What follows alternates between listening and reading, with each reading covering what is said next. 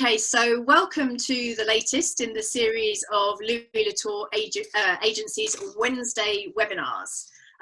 This week we have left Italy, where we were for the last few weeks, and have crossed into France.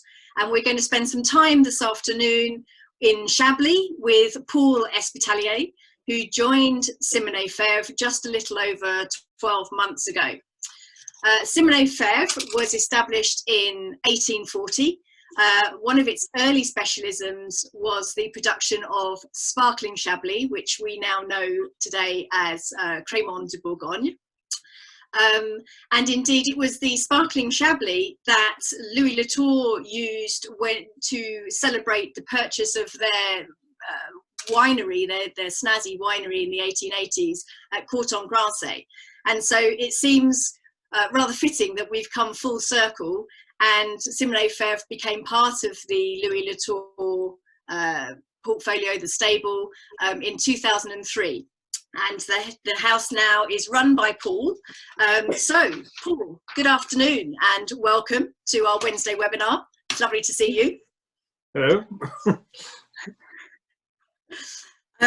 So, Paul, just a quick overview, because this is the first time that we have come from France in this series of webinars. So how are you? How is lockdown? What is the situation in France at the moment? Well, here in Simonnet we are quite okay. Everybody is healthy, but half of the staff is out of the office. So it's a bit strange because there's not a lot of people working, and we, of course, are not used to do homework like this. So it's a bit unusual, and it's a bit strange to cross when we go in Auxerre, for example. There's no one in the street, no one, everybody is locked up, the shops are closed. So it's a bit strange. But in the country, work goes on as usual, because the vines doesn't wait for the COVID. So we have a lot of work, in fact, because you've managed to keep the winery open for the whole time. You've not actually closed down at all, have you? Exactly. We kept a little Alice, which is in charge of the office, and someone to load the trucks, and we were able to produce a little bit and to ship all our wines. So we never stopped, really. That's really great news. So you haven't really had time, as everybody else has, to be learning a new instrument or practicing your Russian or anything like that. You've been working the whole time. Not really, and it was interesting for me because I did some cellar job.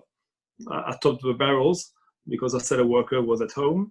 I loaded trucks. I labeled bottles. So it was quite interesting for me. So you're having to multitask, and I suppose it's quite useful to learn some of the tasks, or at least do them in the winery, so that you get to know maybe some of the challenges and things that some of your team are having to do themselves. Exactly. So I learned a few things about how we do the job here, and maybe some improvement. So it was very interesting, in fact. So since we've been under lockdown, you have celebrated, if that's the right word, your first year at Simonnet-Febvre. Where were you before you came to Simonnet-Febvre? Can you fill us in on some of your past experiences? Yes, well, I started my career of enologist in America, working in the Sonora Valley, just Lovely. After school.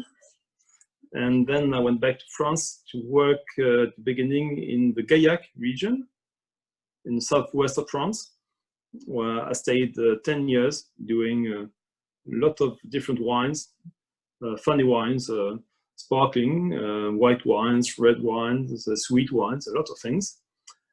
And after that, I went to Jura region, where again, I stayed about 10 years in Jura, making a lot of exotic wines there, like vin jaune, vin de paille, and crémant du Jura, a lot of crémant du Jura. So it was quite an interesting experience for me. And one day, someone from the Chablisienne called me, and he wanted me to work for the Chablisienne for a new challenge. So I said, why not? And this was in 2013, and I joined the Chablisienne, and I worked there I did 6 vintages in the Chablisienne, which was my first real experiment in Chablis.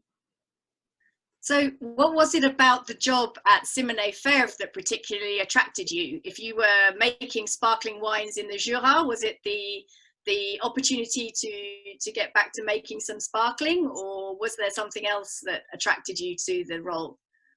Yes, well, this for me was very nice also to be able to do sparkling wines again, because in La Chablisienne I didn't do any sparkling wines. So this was one of the facts.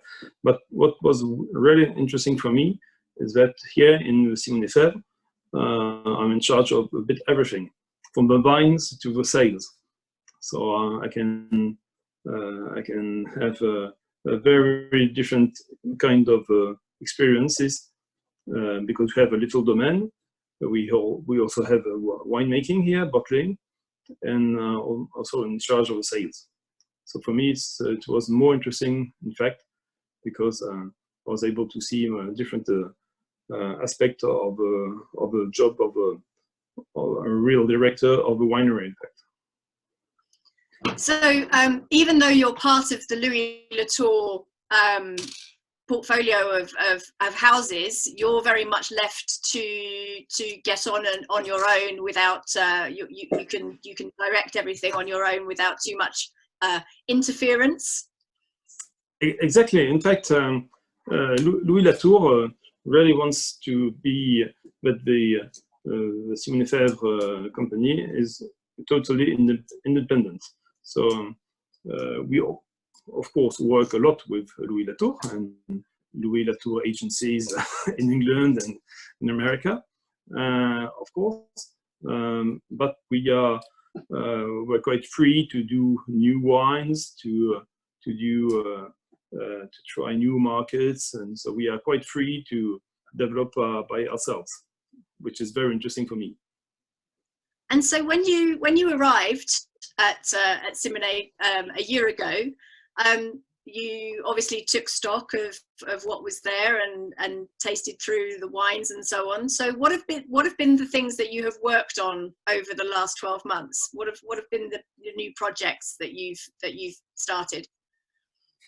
But when I arrived, I had quite a nice surprise to see how the job that did Jean-Philippe Archambault before me.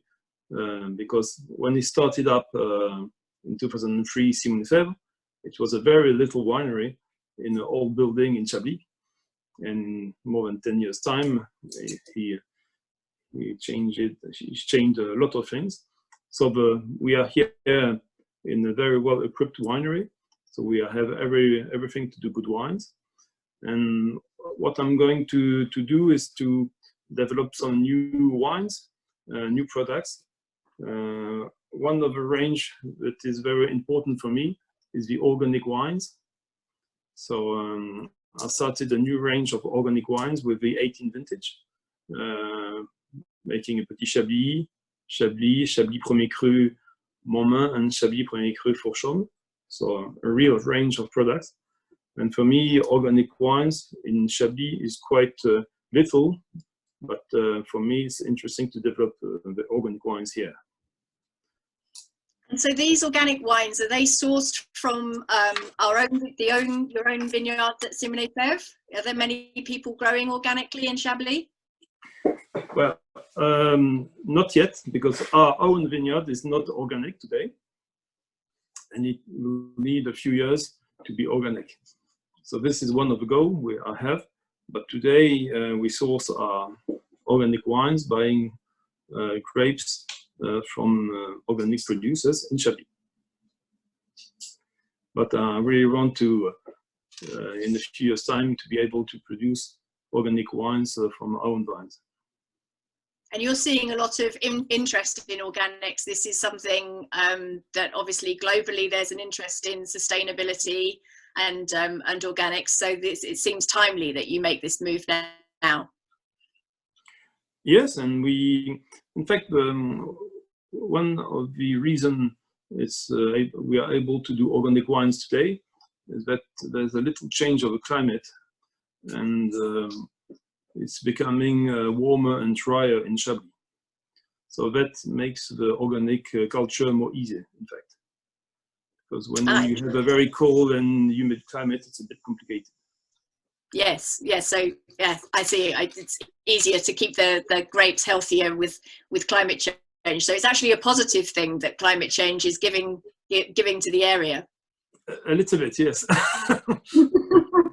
There has to be an upside. And you also, sorry, Paul. You also inherited a project, I believe, in the Ossois. Do you want to explain a little bit about that? That's a very interesting challenge because this region of Auxois is a very small vineyard. In fact, it's halfway between Chablis and Beaune, and it was quite a successful region 150 years ago, but it nearly disappeared, in fact. And Louis Latour wanted to start again this vineyard, and so we acquired this vineyard 7 years ago now. And we have unusual grapes for Burgundy, like Pinot Gris and Auxerrois, and also Chardonnay and Pinot Noir, which are quite classical in Burgundy. And it's a really interesting vineyard here, with very different climate, different soils than Chablis and Beaune. And I believe the vines are grown in a particular style. Is that correct? Exactly. Again, I think Rebecca is trying to illustrate it as the. I see. On the yeah. Well, the vines are very particular because as the climate is quite cold, the vines are very high, in fact. And to have maximum of sunshine on the leaf, we have an unusual way to grow the vines in a V shape.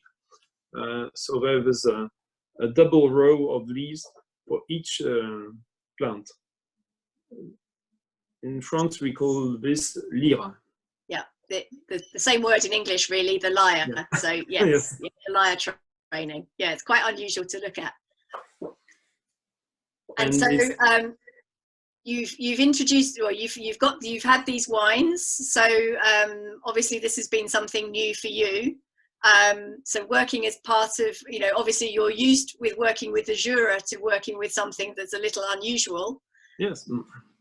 So I really like this kind of little vineyards, a bit not very well known, and to make some experiment on the vinification to try to do new wines with this vineyard.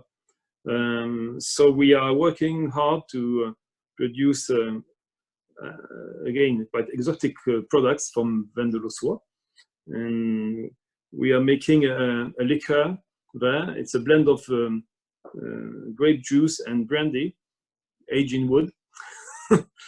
And we did that for the 19 vintage, and we're going to release products for I think December for Christmas. So you're going to be introducing some quite interesting new products then, aside from, obviously we've had the Auxerrois and the Pinot Gris already, but you've got some new things coming in to join. And we started to do selections of the oldest vines to do vinification in wood, which is quite classical in Burgundy, but the result is very interesting. And we made two new cuvées called the Délire de Pinot Noir and the Délire de Chardonnay. For us, as a premium wines from the Auxois. Fantastic. Yes, when will they be? When will they be released, Paul? The new cuvée Délire, we released them in February, so you can taste them and buy them now. There's no problem. Fantastic. Okay, so we'll have to make sure that we do some work with those coming up. That's great. And there was another new introduction, I think, some domain wines. Is this correct? Exactly, because we are trying to develop the vineyard in Chablis, and we are going to have a range of domain wines. Before they were blended with the other wines, but now we are going to do a selection of the best vines of the domain and sell them under the name of Domaine Simonnet-Febvre. So the first release is a Chablis. It's a D1840. Here we are. Fantastic, there it is. And soon we will have a Premier Cru Mont de Milieu and a Premier Cru Montmain and a Grand Cru des Preuses for our domain. And the idea is to acquire more vines to develop this vineyard and to have a largest range of domain wines. So this is up until now. You have always, Jean-Philippe blended the wines into the main crus, but so now these are going to be standalone representations of the domain. Exactly. And is it your intention to try and expand the vineyards that Simonnet-Febvre own in Chablis?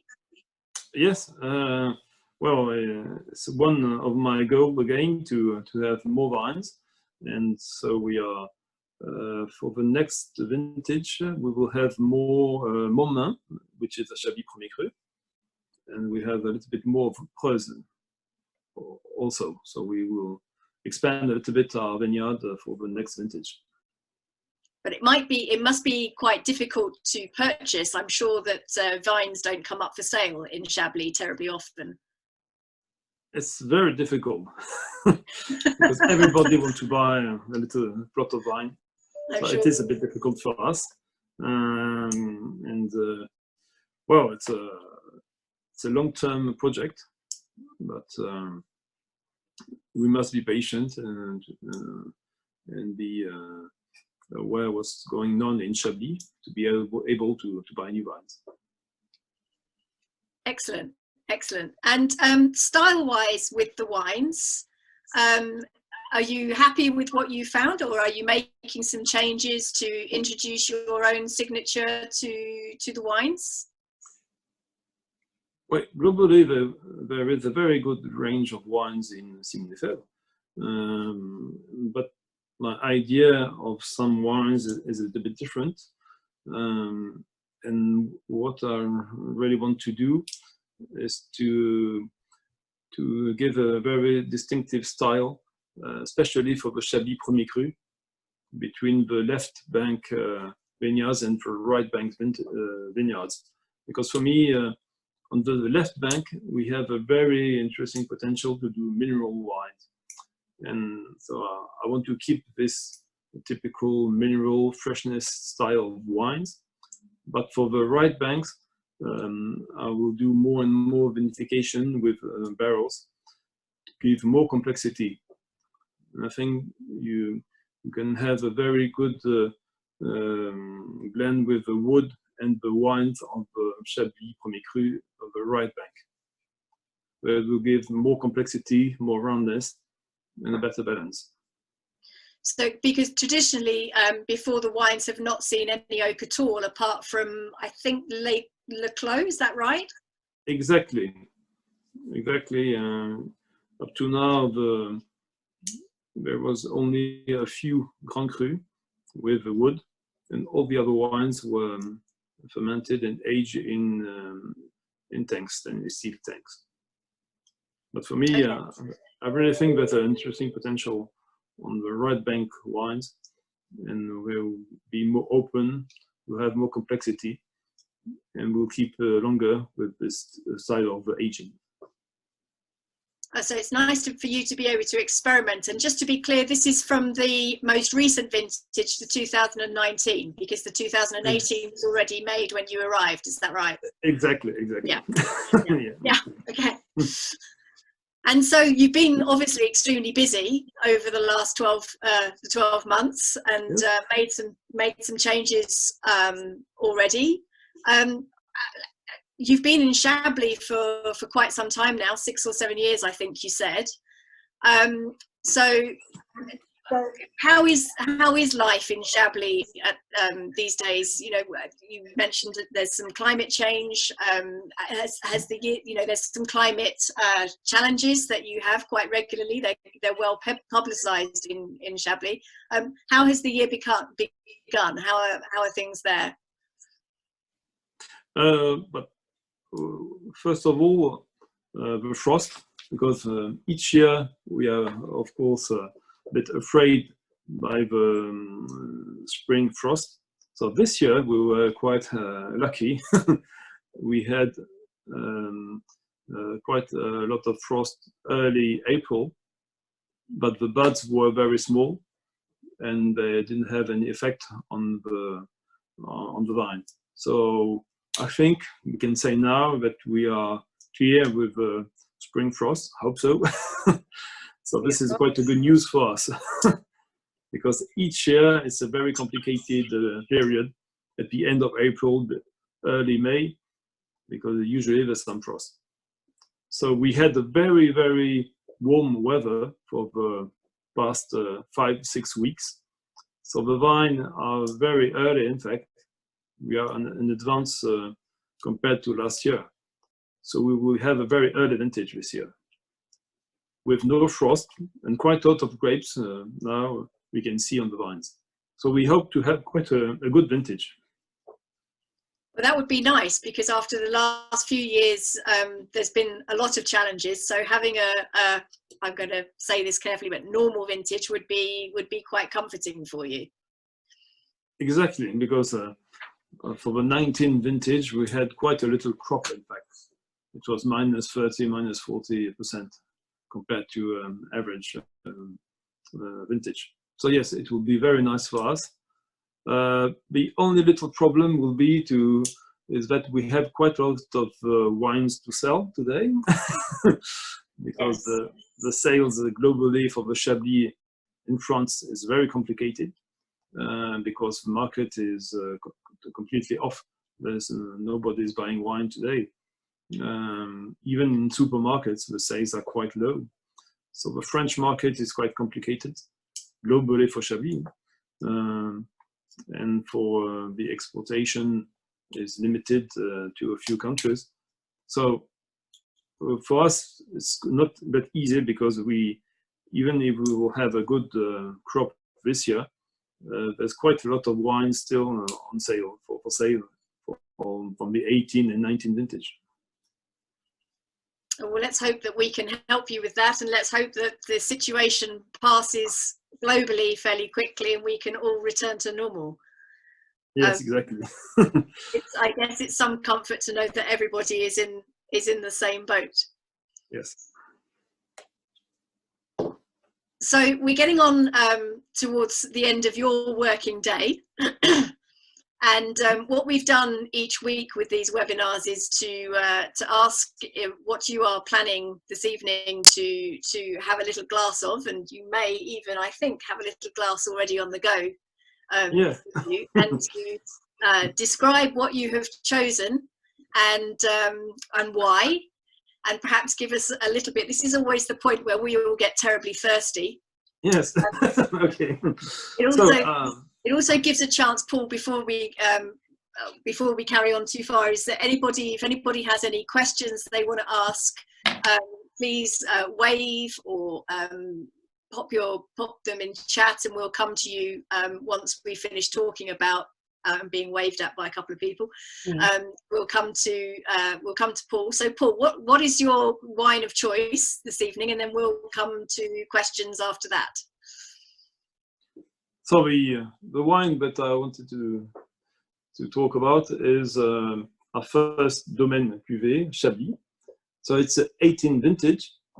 So the vinification started with Jean-Philippe, and I finished the aging and the blending.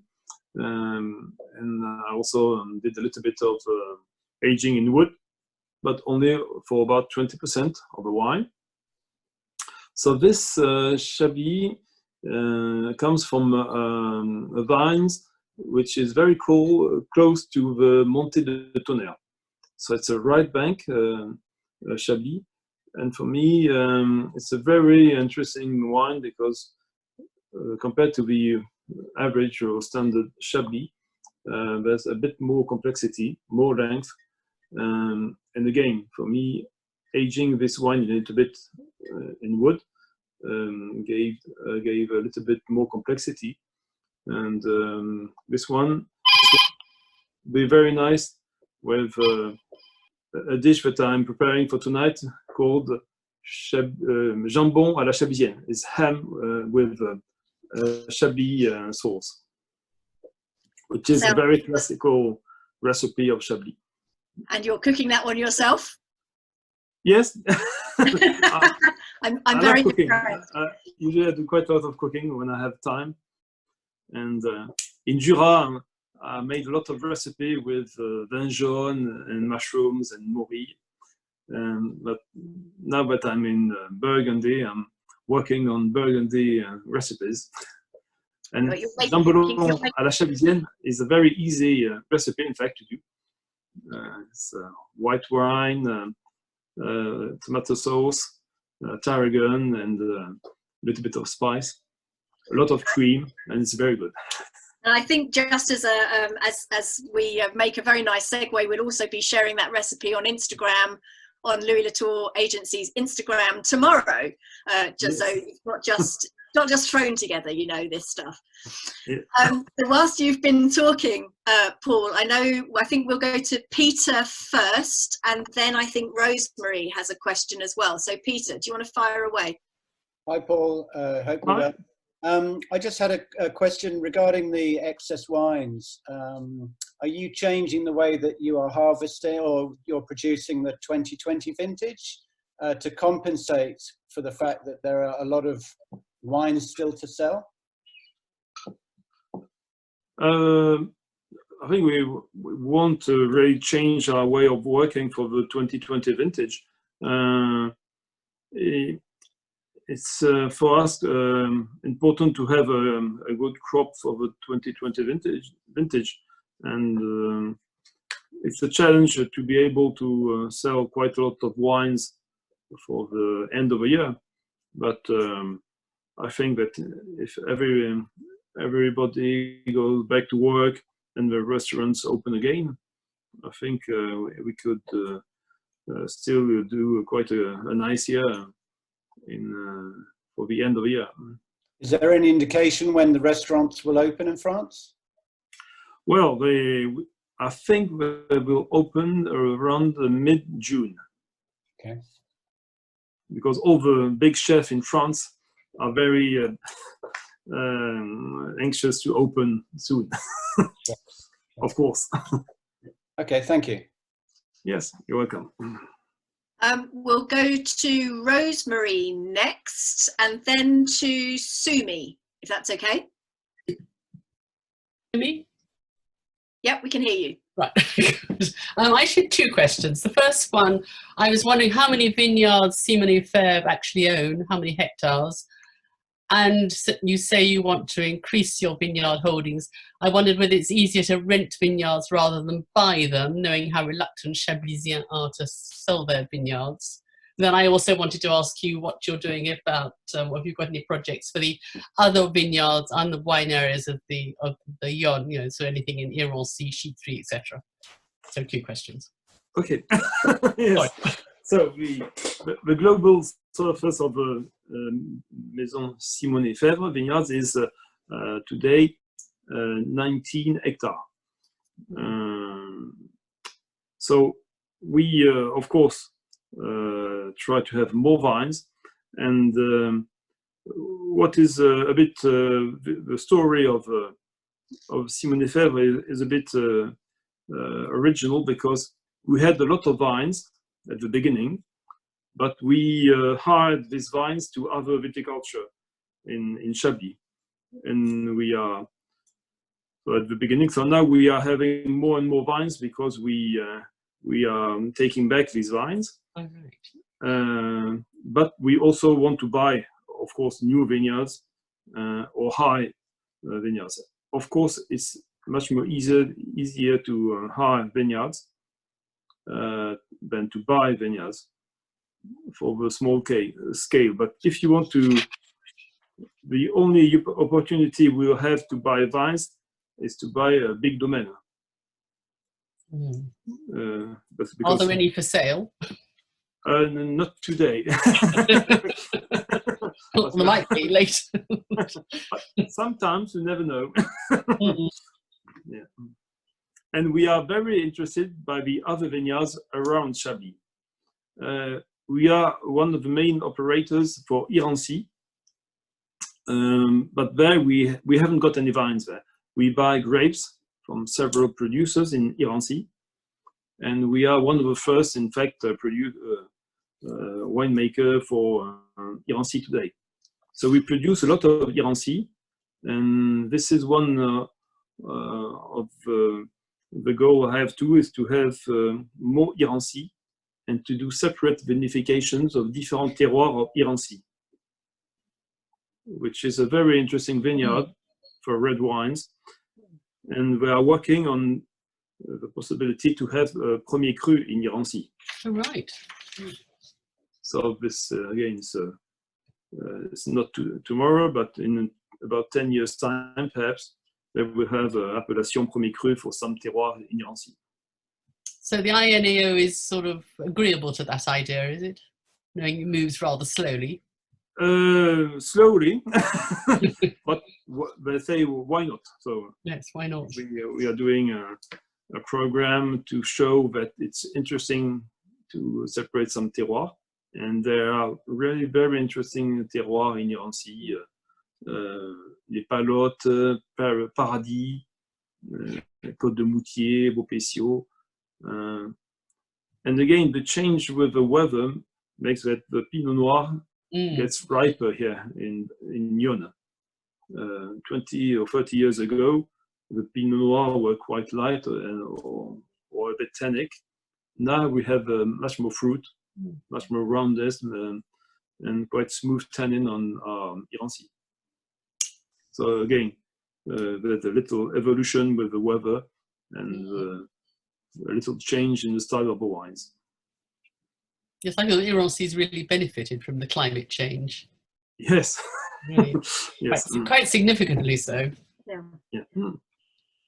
I think that's answered your questions, Rosemary. We're going to go to Sumi, I think, who has some questions about picking and harvest dates. Is that right, Sumi? Oh, yes. Hi, can you hear me? Yes. We can. Yeah. Hi, Paul. So the question, just kind of extending it from Rosemary's, with the climate change that you are facing right now, what are your views on picking dates? Have you changed any dynamics in terms of harvest testing, or are you finding that, especially for the red wines, the tannin level, the tannin levels are not matching, or are they matching with the acidity buildup? How are you coping with all of that? Well, today we must be quite careful with the date of the harvest, because for the last vintages, people sometimes waited too long and had overripe grapes, which is a problem, because we can have 14 or even 15 potential alcohol with these grapes. The acidity is very low, and we have a very ripe fruit or like jam flavor on these wines. So it's a bit too much.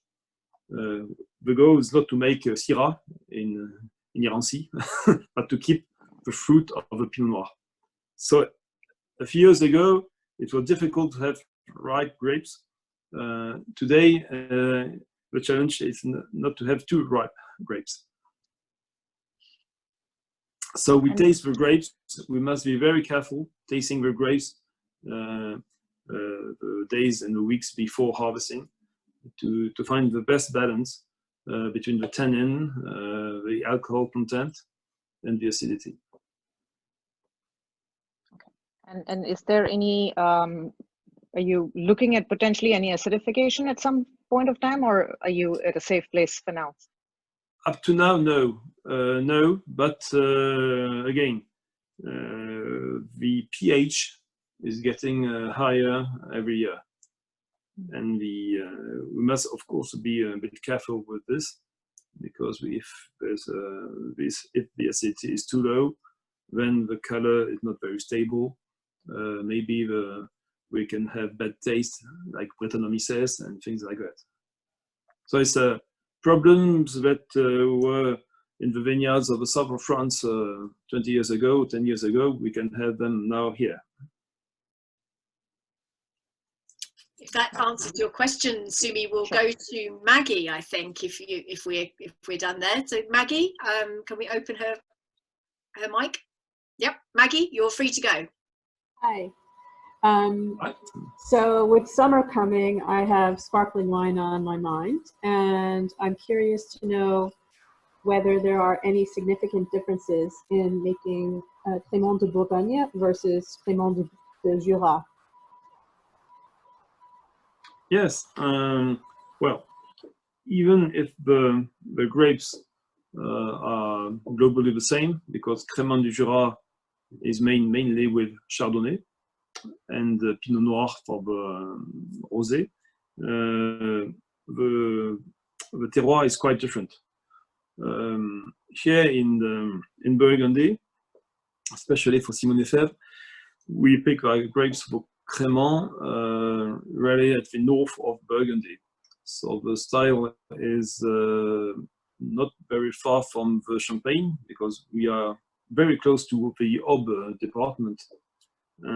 So we have really the same type of balance for Crémant du Jura, Crémant de Bourgogne compared to Champagne.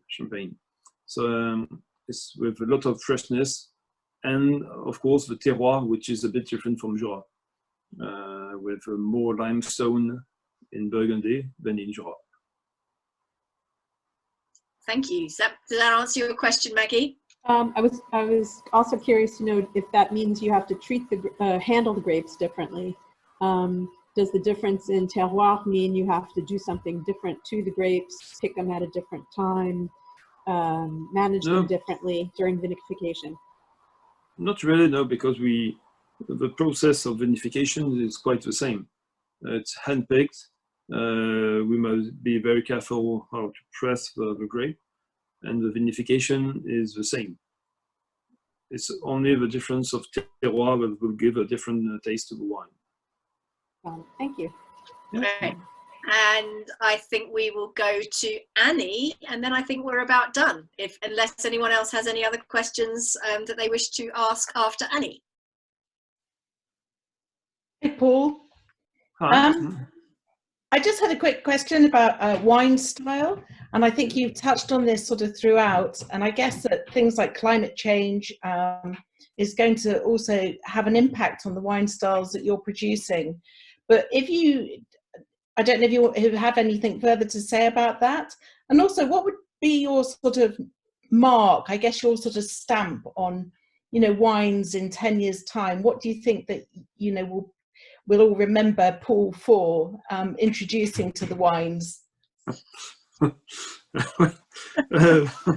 the evolutions of the wine first.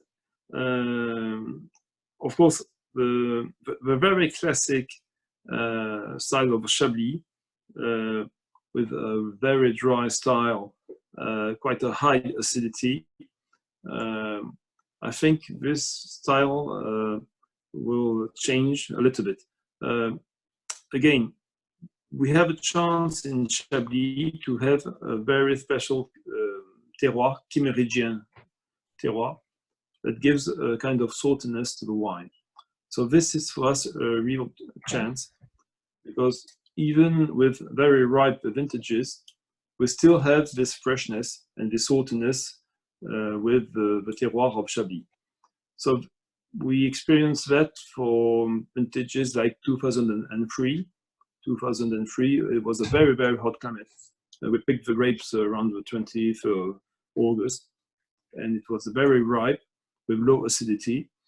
And at the beginning, we were a bit afraid of the style of the wine because it was very round, smooth, easy to drink. But after 10 years of aging or more, now the wine is still interesting because of the terroir. And we still have this freshness and this saltiness of the terroir of Chablis. So this is for us a real chance, in fact, to have this kind of terroir. So I'm quite confident in the future for the Chablis wine. The evolution will be perhaps that we won't have any more very cold vintages with too much acidity. Yeah. I think we'll have better balanced wines. Okay. Thank you, Annie. And we will go, is Liz still with us? Yes, Liz is still there. So if we can go to Liz, and I think we're almost done after Liz.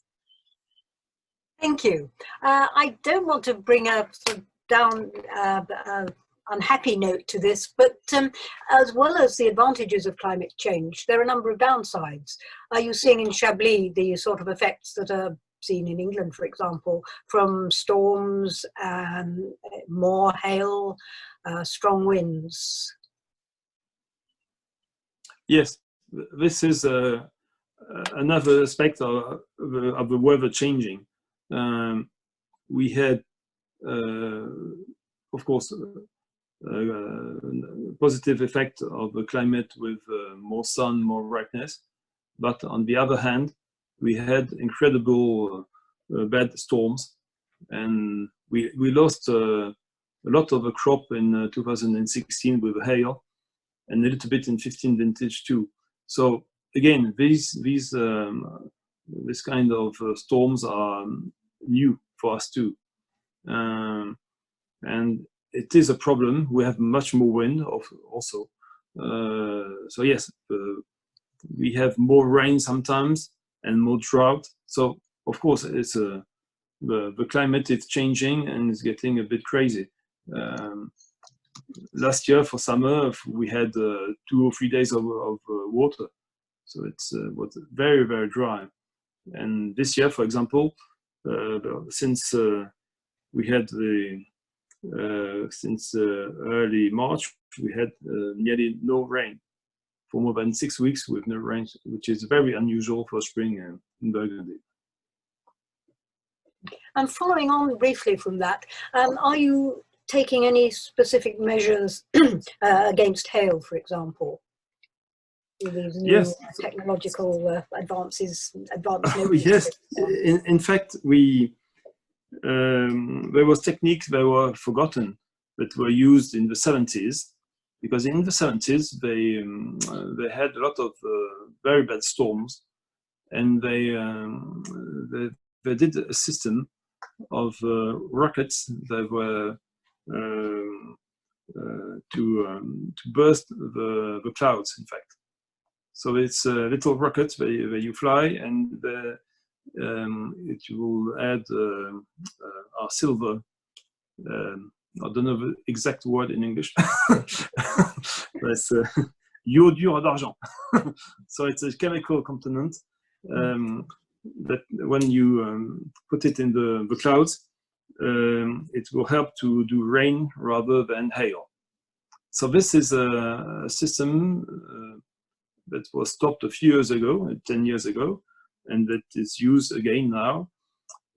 So this is one of the aspects of techniques. The other technique is people who are putting nets on the vines, in fact, to limit the impact of the hail. So you can see a few vines in Chablis with a kind of net above the vines, which is a bit unusual, but it's quite efficient. Good, thank you. Yes. Well, that's a lot of nice questions this afternoon. Thank you very much. Oh, Peter's waving at me again. Can we unmute Peter? Regarding the nets, does the BIVB allow that? And in Beaujolais, when they introduced nets, producers had to call their wines Vin de France. Yes. Well, we are able to do that in Chablis because it's an experiment. Okay. So we had to do a project to show that it's an experiment. So we were allowed to do that and to keep the appellation Chablis. Okay, fine. Okay. But you cannot do that on your own and put a net, and if the INAO comes around, they will say you will change the climate around the vine. Yeah. And so it's not AOC anymore. Okay, cool. Thanks. Yeah. Thank you. There's a few interesting pieces of information being put into the chat. Apparently, Paul, we call it seeding when they fire the rockets into the clouds. Oh yes. And you use silver iodide and potassium iodide and even dry ice. So I'm certainly learning something new this afternoon. Okay. So thank you everyone for that. Yes. It just remains for me to say, Paul, I think you have earned that glass of wine on your desk.